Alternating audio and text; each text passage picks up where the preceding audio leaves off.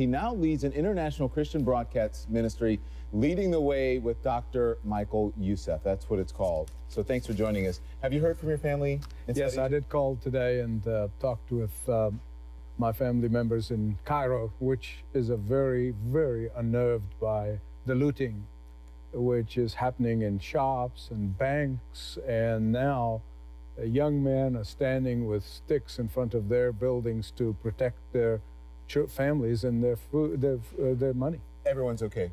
Everyone's fine. Okay. Yes. But this is led largely by the youth. This is a youth-led protest and uprising. Right, and depending who's using the youth. Yeah. As a Why do you say that? front. Who's using the youth? That's right. You believe some of them may be using him as a front? Oh, no question. No, I will not deny that there is a frustration. I go to Egypt every year, and I preach all over Egypt, from the south to the north, to Alexandria, to Cairo. I'm there all the time. And I have many friends in the government. I have many friends in the churches, church leaders, and there's no doubt about it. The frustration is there, the lack of jobs and inflation and everything else. So there are genuine people who are doing this, but there are some who are standing behind the scene, no doubt in my mind. And there are groups within the Muslim Brotherhood, probably not all of the Muslim Brotherhood, but certainly there are groups within the Muslim Brotherhood who are mad at Mubarak for several things. Is that because he shut them out of the election? He said, you cannot have a political party that's religious. And they literally had no seats in parliament.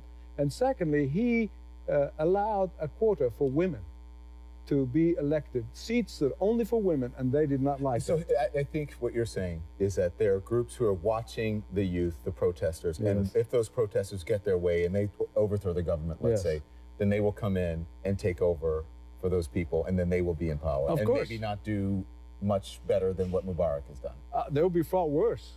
Mubarak, at least, when you look at Egypt today and the economy, it grew by 6.5%. That's better than the U.S. That's what happened in Iran? Is that what happened in Iran? That's what happened in Iran in 1978 and 79.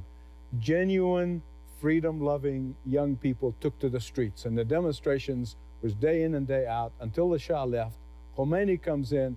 Some of the older ones would remember Abul Hassan Bani Sadr, who was the articulate English-speaking secular scholar who was made prime minister.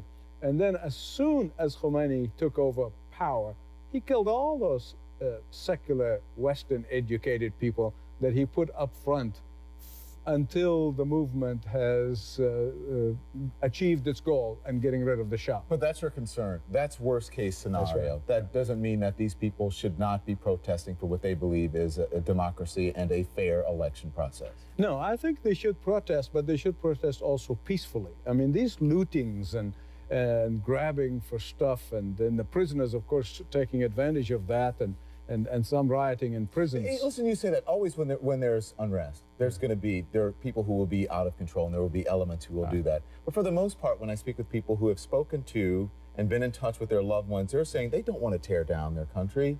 What they want to do, they're trying to protect it in many ways, but there are people who are doing it just because, and there may be elements who are watching these people who are doing it so that they can be viewed as doing a bad thing. I have no doubt in my mind there are genuine people, Christians and Muslims, who want to see a change. They want to see democracy.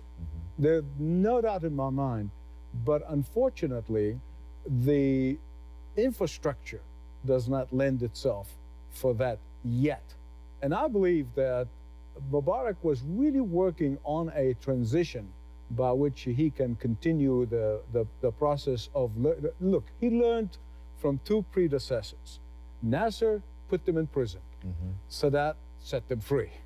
And they both paid a price. So he was kind of trying to walk a tightrope. I'm not saying, I'm not defending him. I'm not here to defend the Mubarak regime, not in any sense of the word.